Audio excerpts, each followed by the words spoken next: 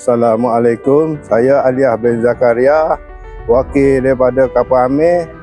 Jadi saya nak banyak-banyak terima kasihlah kepada Muslim Malaysia kerana sudi hadir ke Kapal Amir. Jadi terima kasih. Assalamualaikum.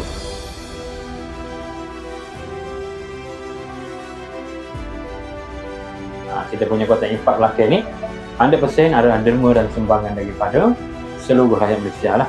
Dan kami Muslim Malaysia ni hanyalah menyampaikan amanah daripada semua rakyat Malaysia untuk kita sampaikan kepada tuan-tuan dan perempuan untuk meringankan sedikit beban lah, insyaAllah. Betul tak? Kalau kata nak menghilangkan masalah mungkin dengan spot-spot ni lah. Tidak boleh seorang ni, alhamdulillah syukur. Terima kasih Muslim Malaysia. Terima kasih Muslim Malaysia.